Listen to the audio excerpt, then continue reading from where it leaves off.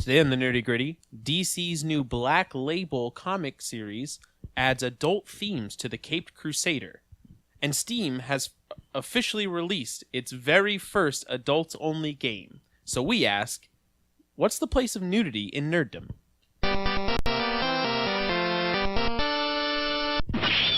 Hey everybody, welcome back to the Nerdy Gritty, where we delve deep into the details of pop culture. I am Dez. I'm Fox. That was a drudgery, and you did it. Yeah, it took like 5 minutes, just to say all of what I was saying. 15-minute intro. Yeah, there. we got to be pre-intro. done. Yeah, thanks for listening, guys.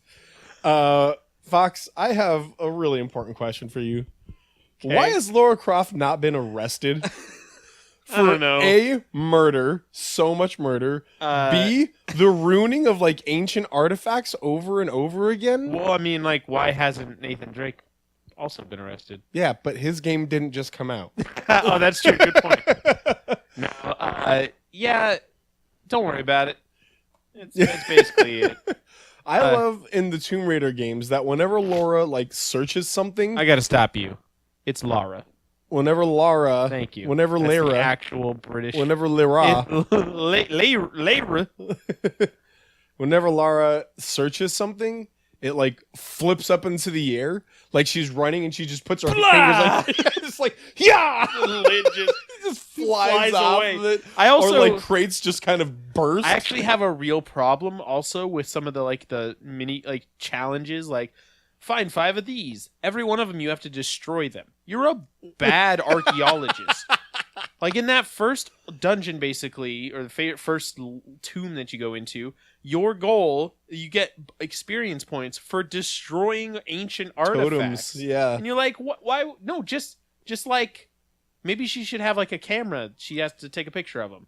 Or something where it's not destroying history. Right. It doesn't make any sense, and I hate it. Well, and there's the very first one, once you're introduced to the environment, is nests of a certain type of bird. Yep. They look like big droopy. Well, that's when you get a little farther in. The is very it? first one. That's right, because this is before you even. Yeah, you're right. It's you're basically tutorial tomb. Right. Tomb-torial. I like that. I just to me, it's really funny the way that she goes in and there's one tomb in which it's pagan totems. Yes. But they're all fake religions. I guess in the game they're not actually. They're all pretty real. They're sure. just, Yeah. but even still, it's these are ancient totems that she could be preserving and taking pictures of or whatever. But shoot them with your arrow. Yeah. I don't like it. It doesn't make any sense, and Right. it could be easily fixed, even if you just, like I said, give her a camera.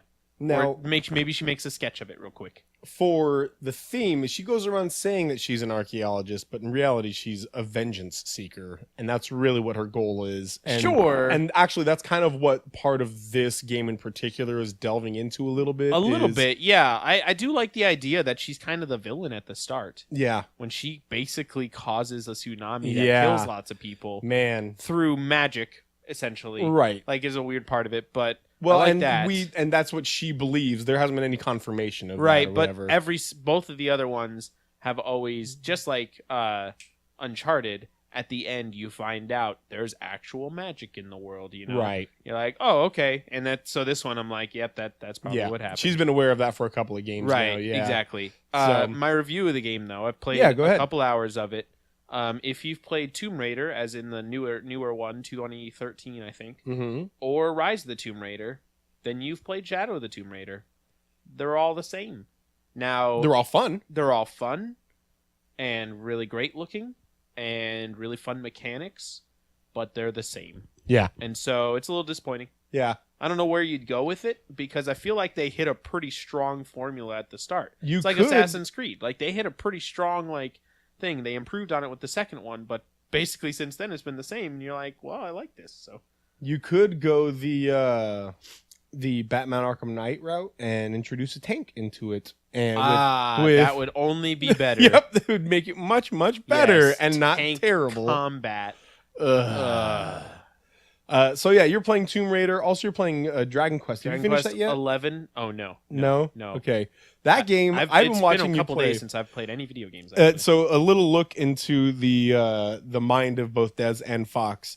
I loved in both Skyrim and in Oblivion the alchemy part of it, where you got to make potions and like collecting stuff. Put together all these ingredients. When Fox was playing Breath of the Wild, I wanted nothing more than to cook for him. Like I just wanted to cook, and that's it. And I even went to his house one day, and I'm like, before we record, can I cook for you? Yep. And I did. And I cooked him put a bunch of some choice food. 10 or 15 minutes just making some stuff. And it was the best. And then I immediately threw it in the garbage. Yeah. Yep. Oh. Anyway, Fox has been playing Dragon Age, and I've been watching it on her channel. Dragon Quest, and I've been watching it on her channel. And you can make weapons. You can craft weapons. Yeah, that's and all a I want to standard do, feature. Right, but all I want to do is go and craft weapons and armor for you. I don't know why I love this so much, but I do. It is strange. I love it. It's also less fun than Breath of the Wild was. Oh, yeah, for where you got sure. to like throw things in a cook pot. Anyway, yeah, Dragon Quest XI is also really great. Yeah. Yeah. I have been playing Spider-Man still, and, it's good. I have complaints, though. I really do. Sure. Like, some people are giving it 10 out of 10, and I'm going to straight up say it's not a 10 out of 10. That experience of being Spider-Man at the very beginning and just swinging so through New York. Good. Like, that's something that can really throw off your, like, I feel like it could really throw off your objectiveness toward the game because it's so good. Well, and you still do. If you're ever just swinging around with no goal, it feels so good all over again. Yeah, I played it the other day over here, and I literally just wanted to swing around, and I was like, I'm going to go find this thing, and found it. Like, that was just fun. That was a real fun thing to do. One of my favorite parts of that was you were looking for something, and you couldn't find it, and so I pulled up a map of New York, and I gave you directions to it, and we found it. There were street signs, and the streets were the same. Yeah. It was amazing. It's like, oh, is that whatever street? It is? Yes, it Make a is. left here. Literally, there it is. You can use Google Maps to get around in Spider-Man. It was really cool. It's so good. Yeah.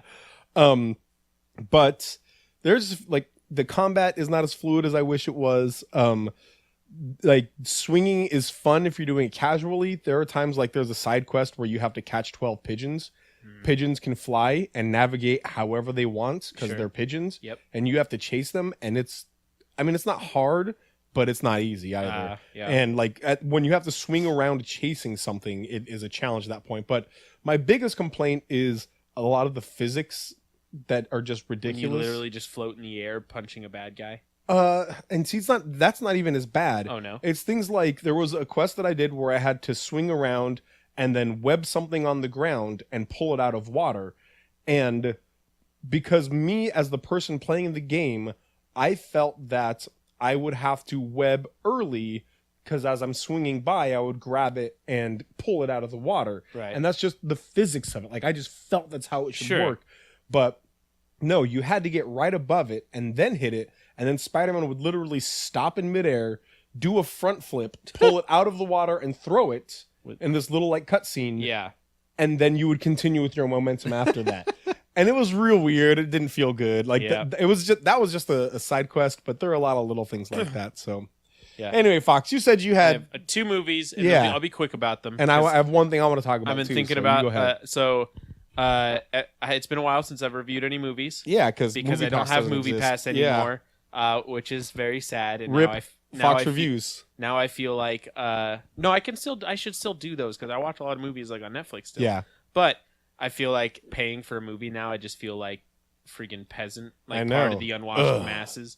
And so I've been watching movies on Netflix and Hulu and all those, and I watched several movies, but 2 I'm going to talk about specifically. The first one was called Mother. Yes, my son. It's specifically lowercase Mother with an exclamation point. All right. It's Darren Aronofsky film. He's that guy. Yeah, he's a pretty artsy guy. He made the Noah's Ark movie, Noah. Oh yeah, yeah. That's like his most movie. well-known movie. The rest of them are pretty like, well, I guess there's Requiem for a Dream, some other, lesser known, but I mean that one's pretty well known. Anyway, this one though, here's my description. I've been coming up with this. Take a freshman film student, with poor biblical theology, and then give them, have them write a script right after watching An Inconvenient Truth. Wow. So Huh? This movie, it is essentially, and he has in an interview just straight stated. Is it about how we should take care of the earth because God says so? That's what I got out of your description. Not because God says so, but Okay. because we're bad people. It's weird because it's at the same time a commentary on, we don't take care of the earth, Right. but also at the same time it kind of just goes through the Bible narrative, literally from Genesis to, I guess, essentially Revelation, like essentially the destruction of the earth. And that's fine. Like, I'm fine with that as a concept. Like, that's really interesting to me. And I'm also fine with symbolism and not being straightforward with what everything has to mean, like hitting you over the head. The problem is everything was not straightforward. It was like everything was one for one, essentially. It was allegory. Yeah. Which is different from symbolism in the sense that basically in an allegory everything can just be replaced with something else from a different story and just be the same. So like Aslan the lion from Lion Witch in the Wardrobe, right, is Jesus. Like one for one, that's who he is. Literally, it says that at the end of the story, essentially. In another one, actually. And so it was just so obvious that it was like, I get it. I get it. Stop. I get it. And it was at some point tried to like shock you with what was going on. And you're like, I get it. No, I predicted all of this a long time, but that's clearly Jesus. Yeah. They're gonna kill him. Like, it's gonna be a big deal. Whatever. Like, it's gonna be hard to watch because killing a man. This is not essentially this, but I get it, man. Stop. Yeah. And it was just the real problem was if it didn't have like without that symbolism, without that allegory, there is no story. Yep. There's not literally nothing else beside this is symbolism for this, and that's real bad. Yeah, that's bad story. Oh, particularly when it's bad theology. If symbolism is going to be Jesus and it's not well portrayed, a movie should always I don't feel like you need to get exactly what a movie is underlying, like its underlying issues is about to enjoy it. Right. Lion Witch the Wardrobe was that. There were so 100%. Many people that were like, wait, that's an allegory? Exactly. But if you just want to know the story of the children going to this magical land and fighting the evil witch, whatever, it's fine. Yeah. This literally was only symbolism. This guy is this guy, this guy is this guy, this guy is this guy, and then this happens, and this happens, this happens. Yeah, that was not worth watching. Meh. Not worth watching. The other one is Ingrid Goes West. It's a great sequel to Five Goes West. To Ingrid Goes... No. Yeah. This is Aubrey Plaza, who is from Parks and Rec. Yeah. She is... her character, Ingrid, basically has like not obsessive compulsive, but becomes obsessed with people. Okay. She essentially becomes obsessed with this Instagram trendsetter, tastemaker, LA cool girl, like... Okay. Look at how great my life is, on Instagram. Yeah. And essentially moves to LA to try to become her friend. And that's not weird at all. Become who she is. Yeah, it will become like part of her life and all this stuff. And it was really good. It was really fun to watch, both because you're just like, oh, this is so cringy and like kind of funny at times. But also it did a really good job commenting on what it means to be real or like a fake person or like what we try to pass ourselves off as, because at the same time you're like, well, Ingrid is just like doing all these things because she thinks then Taylor, who this girl that she's obsessed with, will Taylor Swift. But at the same time you're like, well, it's not Taylor Swift. Taylor, this girl that she's obsessed with, isn't exactly what she's saying Taylor Lautner. And so yes, all of them actually. They keep pulling off masks, and it's a different Taylor. The end, it's literally just a tailor. Like, I'll fix your clothes for you. Yeah. No, like it does a very good job of commenting on how we portray ourselves on social media and how we idolize people who do that, and like we idolize idealism rather than reality. And that was a very good movie to watch. That sounds good. I like that. It's well worth watching. On like another like talk of high art things, have been watching season 7 of Once Upon a Time. And why?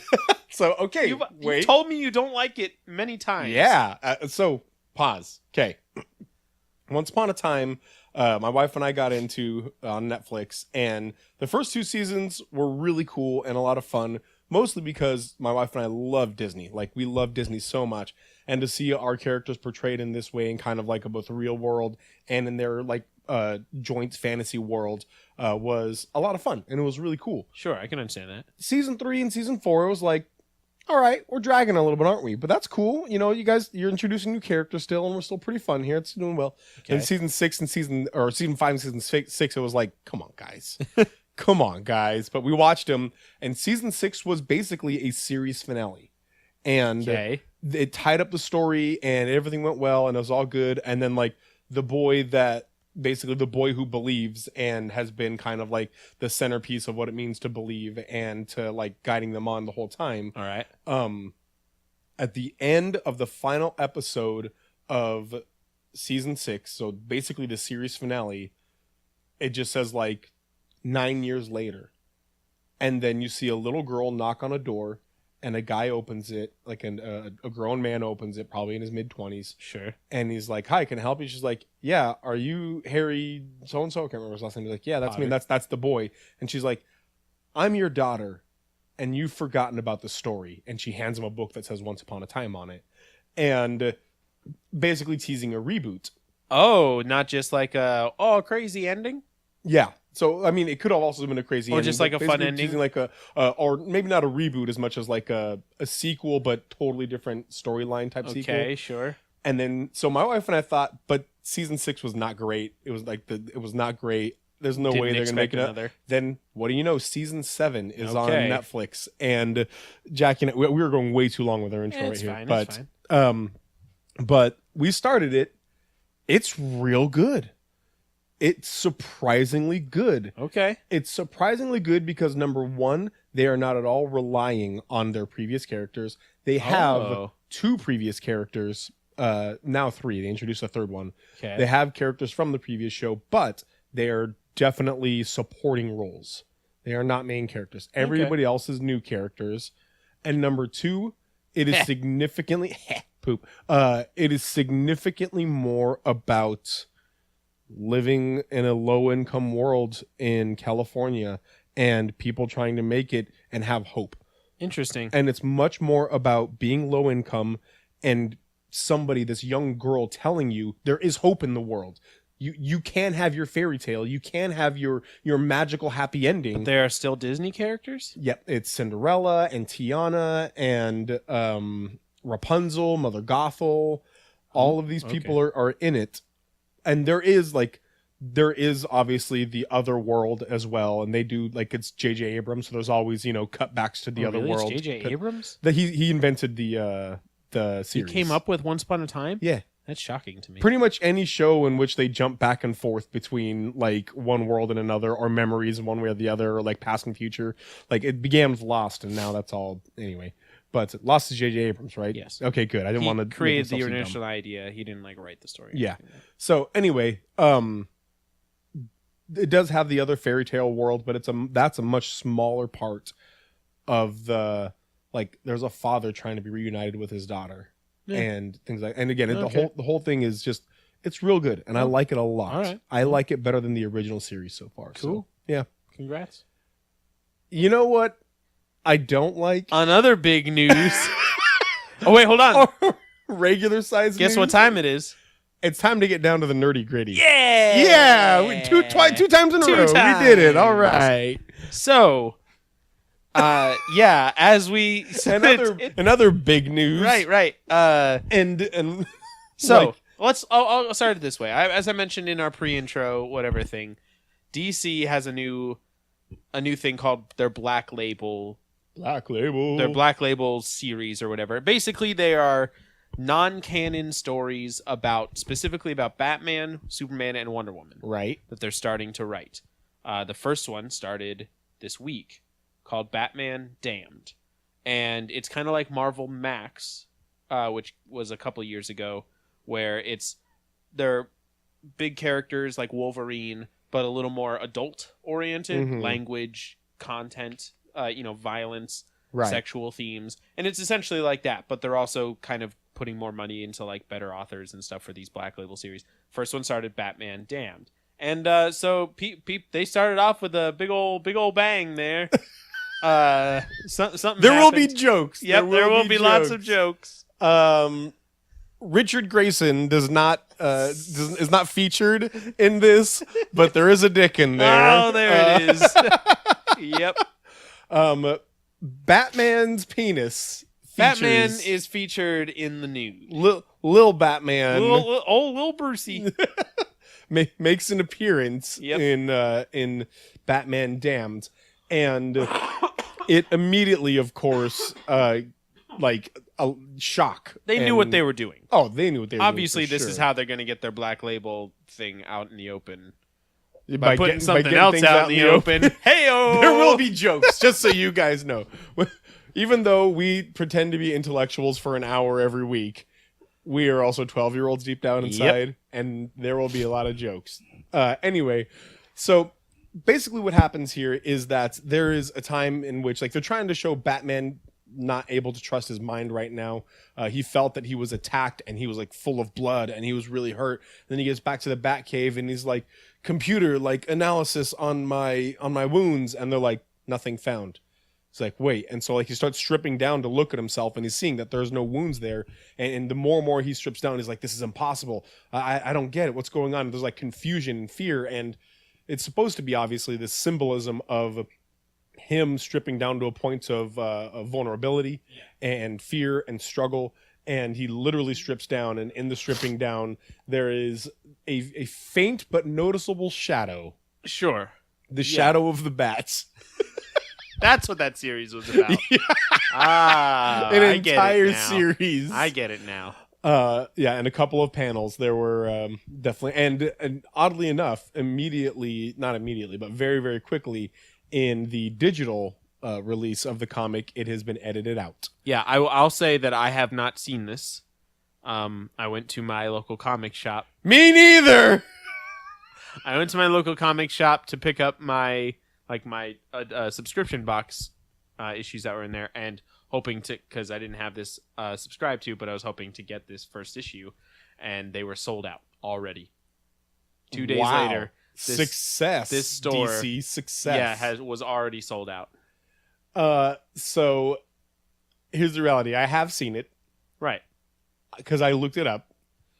I spent probably a solid 5 minutes wondering what I had to type into my computer that would okay, how do I word this? That would bring up this, but nothing else. Yes.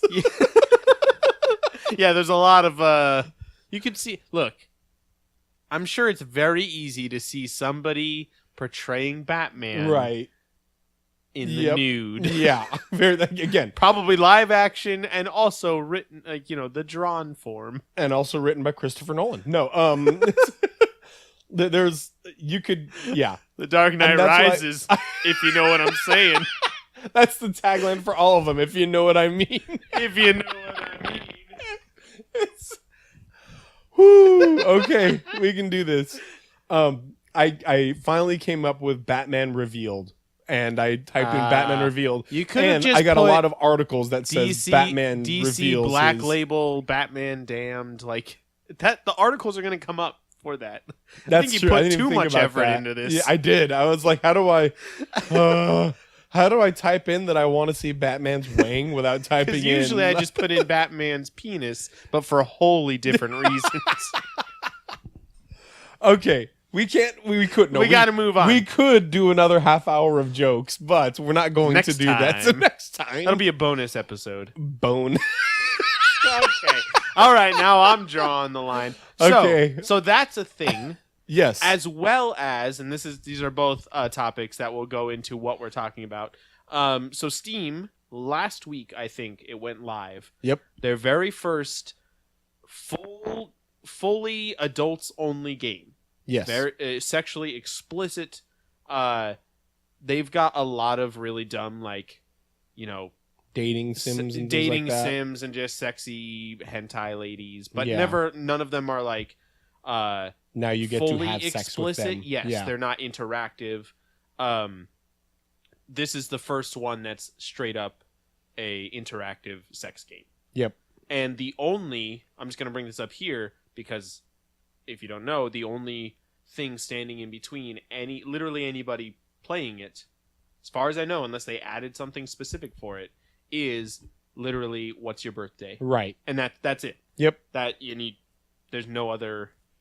So this barrier. game has actually, and I don't know the name of the game, and I'm not willing to look it up. Yeah, I don't care. Yeah, but and which is gonna. By the way, this is gonna be a good preface to say here. Fox and I, although we appreciate art very, very much, we're also conservative people. We are Christians, sure, and so we are going to have a more conservative opinion of this. Just an obvious thing, but we do appreciate art, and I think we might, with our conservative opinions, we probably actually have what might be a little bit surprising an opinion to you when it comes to nudity and whatnot. I would say so if you go by stereotypes. Yeah. So, but we'll talk about that more. But I don't know the name of this. I don't care to look it up. But Steam game. We'll call it but Steam it's game. been banned in 28 countries. 28 countries do not allow it, which is kind of crazy. Yeah, that's insane to me. Yeah. So the question we're asking today, and what we want to get into, is nudity in nerddom. So when you're making a video game, a comic book, anything like that, where does nudity and sexual content come in? How can it be portrayed? Should it be even, or something like that? So first, what I want to ask you, Fox, is what were your reactions to each of these? You can say, we can see immediately right now that we reacted differently to each one. Why the difference in reaction? What do you think of these particular for the game things? on Steam, I mean, I was kind of surprised it took this long. They're pretty open with what they are allowed to be on there. My reaction for that was just like, oh, I hope they've added some more parental controls, or I hope parents are aware. Right. That was my main concern. But also for me, I was just like, okay. Like, if you're not going on Steam, it's not like you can't go on a million other websites to play even a game, Right. For the Batman one, though, I've been looking forward to these Black Label stories for a long time, since they've announced them, essentially, because they are going all in with really good writers for them. They're very short. They're non-canon. They're literally just, let's write about this character, which is what I always want from comics. I don't care about super long storylines, and so I knew they were going to have content. I just, for some reason, it was kind of surprising to me. Yeah, because I didn't put two and two together. Oh, that can probably include sexual and even nudity. I just never really thought about it, so I was kind of surprised. But also, I was like, well, if that's what they're going for these series, then that's actually not the most surprising thing. Right. I was taken aback because I didn't think about it, but also very quickly it was like, why not? Essentially, as long as it's tastefully done, which is what they're going for these series, I think why not? Yeah. Well, how about you? What did you? So for the Batman series, I was kind of split on it because, number one, when I read about why it was happening, at that point, to me, it was like, okay, that makes sense to me that they're trying to show vulnerability in this area and they're portraying him as nude. And it's a little bit of a cliched usage of nudity, bit, yes. But it's still it's cliched because it's a good one. It's cliched, but it's far from exploitative. I would say exactly. Yeah, so again, the only reason it's cliched, most cliches are cliches because they work, and so people use them a lot. And so this one, I mean, he's naked because they're portraying his vulnerability at that moment and how he is kind of afraid of his own sanity. But on the flip side of things, you also know that they could have put in a tasteful shadow. That's what they do in normal comics, regularly in the comic book code approved back in the day comics. They would just put a tasteful shadow over things. They could have done that as well.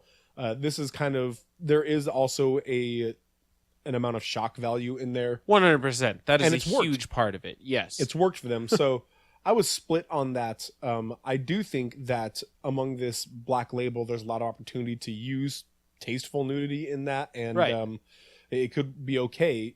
On the other side, though, this game, man, in general, I am not supportive of AO games in general. But that's let's get into the nerdy gritty of it here. So, nudity in general in art, because when Fox and I talk about video games and whatnot, we like to portray this stuff as art. It can be used really, really well. Sure.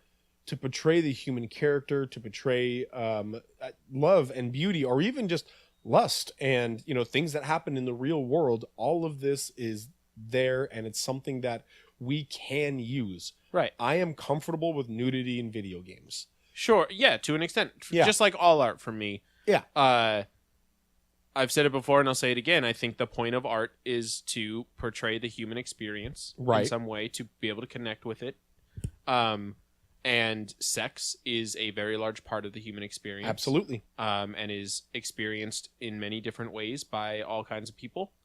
And, you know, the human body is inherently not sexual, like not inherently sexual. It has, you know, parts that are used for that. Right. But like nudity itself, in my opinion, should not always be classified as sexuality. Right. And so I think, yeah, like with comics and stuff like that, we have to treat it like we do with movies, I think, where you can't immediately classify it as sexually explicit simply because there is, you know, a human body portrayed.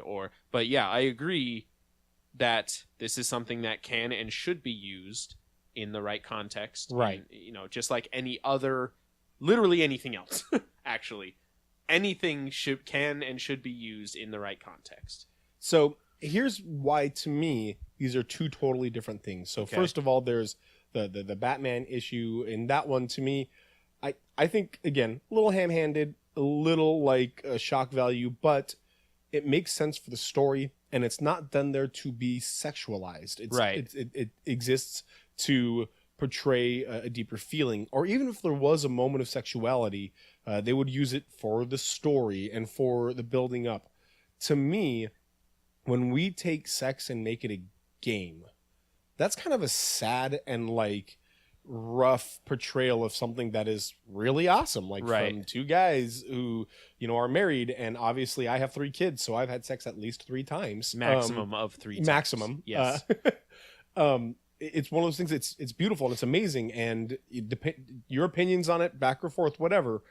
It is a really personal and beautiful thing, and to portray it like this in a game way it can be dangerous. There are statistics out there. If you look at no-fappers, which, yes, that's their name. That's the thing. No-fappers. This is a group of people who were sexual addicts because of pornography addiction, and they have decided to go against pornography, and now have all kinds of statistics on how this can impact you. And also, Fight the New Drug is an organization that's against pornography, and they have all kinds of statistics on this.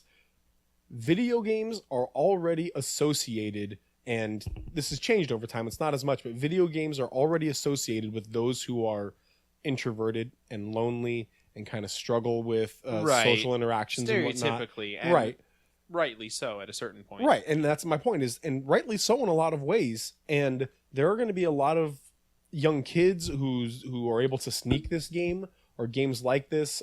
You know, again, Steam is a really open platform. It won't be hard to purchase.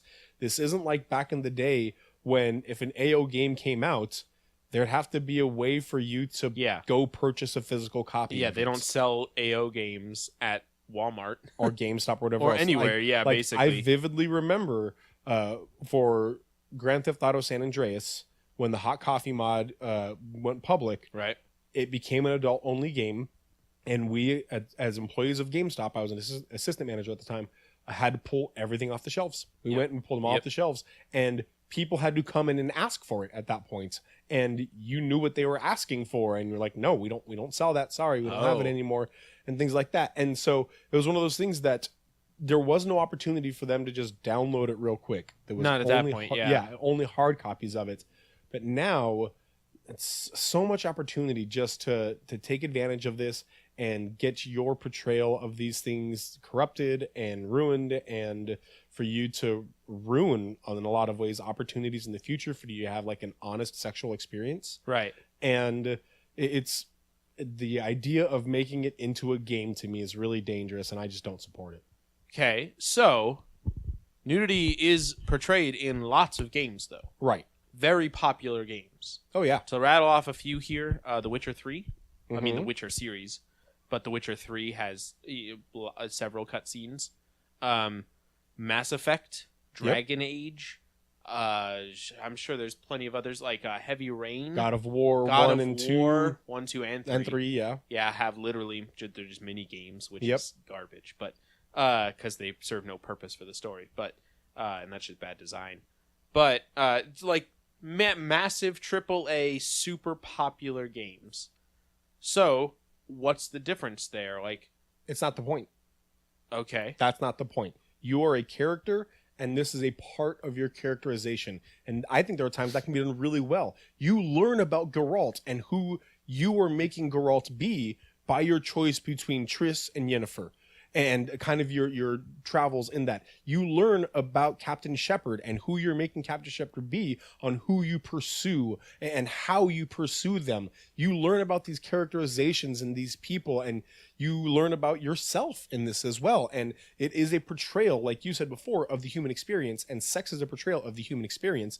In the Black Label series, this is a portrayal of Batman's human experience, right, and his like struggle with his internal psyche and how it's affecting his external body. He thought he had a physical wound, and this is a really good portrayal of that.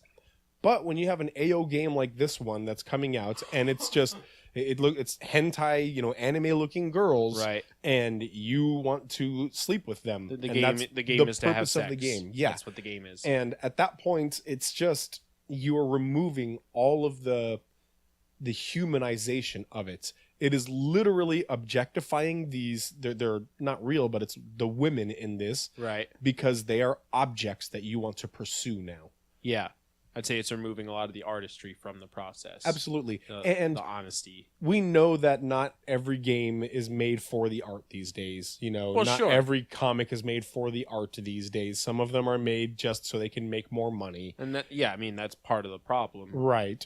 Is that that's a thing, and also will always be a thing. Right. Same with movies. There's plenty of movies that portray nudity in a fine, tasteful, or character driving manner, but also mostly movies I would say don't. Like, yeah, nudity is a way to get people to want to watch it again, mm-hmm. or keep watching, whatever. So I'm gonna continue to ask you though. Yeah. Why does the nudity need to be in those games? If you are Geralt, you can make the choice between Triss and Yennefer without then having to watch a cutscene of them having sex. If you're Captain Shepard, you can choose whatever person you want to be with without then having to watch them have sex. So why not just imply it, or just show a cutscene of them like confessing their love for one another, and then there we go, we're done. Because there is something intimate about nudity. And this is where I think is a huge part of the disconnect there, is when you have these portrayals of sexuality and of nudity, you are then portraying a sign of intimacy and how each person reacts to this intimacy. Like Dragon Age Origins was one that you could sleep with some characters and you'd have these really tender moments. But there was, I can't remember the elf's name. She was, in Dragon Age Origins, she's an elf and she's like red, not Her Red name Sonja. is Anyway, Lisa. she's the goofy one and the wild one, and she was a thief and whatever else. But anyway, if you choose her, she's super playful about it all, and she jokes and she laughs, and they have like scenes of her smiling and laughing and joking naked. And it's one of those things where at that point you get her character is unashamed of her nudity in front of you. She has trusted you to this point that, and again, it's all characterization. It shows intimacy. You mean Dragon Quest Inquisition? Inquisition. Yeah, okay. Thank There you. you go. Inquisition. I'm so sorry. Dragon Quest Inquisition.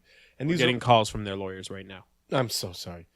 These are all things in which you are growing characters and you're showing intimacy, whereas on the flip side of things, with the like only games, this is not intimacy. This is exploitation, and it's a totally different thing. You are not being shown the tenderness or like people opening up to each other or anything like that. Like, for example, there was Heavy Rain. there was a scene in which you're a woman who's trying to go and get information, and you walk and you start questioning this guy, and he's got power, and he's got like a gun. It's like and a he starts, club owner or something. yeah, club like that. owner, and he starts telling you to strip, and she is stripping and dancing for him, and he's watching her do this. She doesn't want to, actively doesn't want to, and now at this point, there was no nudity in that. At least when I played it, I not didn't at get that to nudity. scene. I don't Yeah. think. I didn't get to nudity in that scene, if there was, but there was fear in this. Like, Yeah. I got her down to where she was in her underwear, bra, and her panties, and there was like I felt uncomfortable, and you were supposed to feel uncomfortable, Right. And I didn't like if it was just her dancing in her clothes, I would have felt less discomfort. I would have felt more comfortable, but because she was becoming in this open, like vulnerable state of being in nudity, it was much more powerful. So obviously these things don't need to be in there, but it helps build a characterization of intimacy or of vulnerability or of fear. Whereas when you portray this in a pornographic game, it removes all of that, right. And it becomes objectification and exploitation. And again, I honestly think it's dangerous. Like it can cause a lot of problems for a person psychologically. Sure. I mean, that's just porn in general, of Right. course. Yeah, like absolutely. it removes any real intimacy or value from sex. Right. And and- these statements are not statements of opinion, by the way. These right. are statements of This fact. Factually proven. Yeah. Can psychologically alter somebody. We have yet to mention, of course, the most famous and most important nudity in a video game. I'm excited for this. Shower with your dad simulator. I think it really captures the art and just like vulnerability of showering with your dad. I remember when showered with your dad. No, what? Oh, you did. Wow. But on that note, this reminds me of we attended a panel because we thought they were going to talk about sex in video games, like in a tasteful way, but it was 5 people on a panel being like, "This is my favorite sex scene in a video game." Yeah, it had some value, but mostly it was kind of mostly like, disappointing. But one guy talked about a game, and it was a game like he's a gay man in his game, like where the target is gay men, and you go in and video gaming. You are like the entire game is you've just finished working out in a gym and you're going into the public showers and there's another guy in there and you're trying to like seduce this guy, I guess. Essentially, if I remember correctly, that's basically it. Yeah. But it's real time, so you can only play the game an hour a day every day when you go in and shower from the gym that one day. You can like mess with the clock on your computer to change that, but anyway, each day you get closer and closer, and each day this guy becomes more and more until at the very end everything just goes weird, and like he gets sunglasses and googly eyes, and they slap you a bunch, and then the game just shuts off and it's done, and you like that game over. And what he's talking about is like, and the whole idea is to let you know like this is a video game fantasy. This isn't the real world. Right. Get out of your fantasy world. And I thought that was interesting. Interesting Weird. Was a good term for it. Yeah. I don't think it fully accomplished what it was trying to do. I agree. It was still pretty exploitative, I think. But, I mean, can you imagine in this game where you're on Steam, you downloaded it, mom and dad don't know, or, maybe you downloaded it to go in your collection of other gross things, but you're playing it and you get to that moment where the girl is like, I'm ready for you, and they show her drop her robe, and underneath she's a Wookiee. And then all of a sudden the game, like, goes weird and then shuts off on you. Hey man, there'd be a small amount of people who'd be even more excited. Yeah. Oh, it's even better than I thought. And at that point, you get this idea of like, well, all the build up for nothing, because guess what? This is actually one way or another. It's still build up for nothing. It's all fake intimacy. Right. It's all false. Right. Now I do want to. I don't know exactly how I want to. Here's the thing. Yeah. Comics and video games are widely still, unfortunately, less and less so, rapidly less so, I think, especially in video games, considered to be for children. Right. Video games are still categorized as toys by a lot of people. Yep. Comics they're called comics. They're supposed to be just whatever, like Spider-Man swinging around and, whatever. And so there's a real danger, I think, in... I'm not just going to say young people getting these things, because I think to a certain extent. It needs to be regulated by parents, of course. Obviously. Formative years, and if I read Watchmen when I was young, and it has sexuality and some nudity in it, but it also was like eye-opening where it wasn't this exploitative thing where it was like, oh, interesting, and I started like kind of understanding a little bit more. Right. And so there are certain things, but I think there's a danger here, because Batman Damned, while not super explicit as far as that nudity goes, would have been at the comic shop I go to, just out there on the shelf with every other comic. Really? You think anybody could have picked it up and bought it? Well, yeah, I don't think there's any... I'm not sure if there's like you have to be this old to buy it, but it's just right out there. It literally, there was just a big empty spot where it would have been. So it was just sitting out there, and I would assume that anybody could go buy that. And I don't know if I feel like there's a responsibility. Well, I agree. On the shoulders of the publishers of comics or the developers of games. I would even say on the sellers of games. Like, I would point at Valve in this situation and be I guess that's true. You guys are choosing to sell this, and you know that your program, that Steam, is really easy for a 12-year-old to buy that real quick with mom's credit card. By design, very easy to use. Yeah. Or he got a Steam gift card. He's got plenty of cash. Right, exactly. He can buy that with nobody ever knowing. You know that. Or comic book shop. Hey, Atomic Comics doesn't exist anymore, so I'm going to use you. Like, hey, I know, sad. Hey, Atomic Comics, you know what's in this comic. Set your own rules. Like, just say, like, nah, you got to be 18 or older or permission from a parent to buy this. You can do that. You can. It's not legally required like it is for video games. It's not required, but you can choose You can to do that. And I want to talk about, where does the responsibility, you're placing it on the sales, the store owners. Yeah, the point of sales, basically. I would place it on, for sure, parents. Obviously, the very first line, like, parents be very aware of what you're, as much as you can with the internet these days, whatever, but as much as you can, be aware of what your kids are reading and playing and watching and all that stuff. Just like, if that's something that's of concern to you, which most of the time it is, just pay attention to it. Yep. But I do think that something like Batman Damned, I think I disagree with you on the stores needing to, because stores always do have a like XXX if it's like actually pornographic or anything, right? If they sell it there, which is also uncommon, pretty rare. Yeah. It's usually literally behind lock and key or off behind the counter, that kind of thing. Something like Batman Damned, I actually think I disagree with you. I think that should be, like, I like the idea of upending people's expectations of what a comic should have in it. Mm-hmm. Because reading Batman whatever and him like running around the city with Catwoman, and there's a lot of adult themes as far as like, sanity comes into play, and his like relationship with Catwoman, and like the idea of justice and all these things. But the content is usually very clean. Yeah. There's usually very little blood. I like the idea of big publishers, DC, using Batman, their one of the Trinity, probably their most popular character, right? Using him as a vessel to say, no, comics can be more than just what you expect. Like, I'd love it. It should be appropriate, of course, for the characters. Like, I don't need to see Spider-Man doing his, being in Spider-Man Damned. That would be weird because he's generally a younger child, like a kid, or in his young 20s or whatever, and just kind of goofy.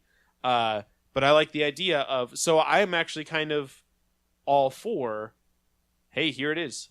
Come read this Batman comic. See, this is who Batman is. I mean, let's not even just like individualize the nudity or the sexual content of it.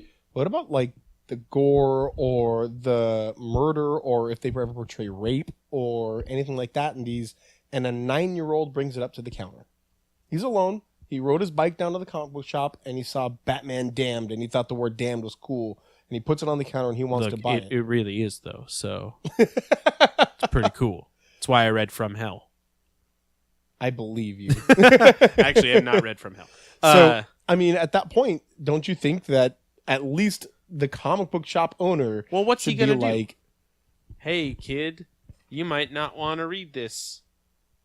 a 11-year-old Dez went to a comic book shop, found a swimsuit issue of, I think it was like X-Men swimsuit I'm issue. sure, yeah. Or, it might even like X-Men lingerie issue. Ladies of whatever it was. Of the and X-Men. I brought it to the counter, and the guy looks at me and he's like, "Are your parents here?"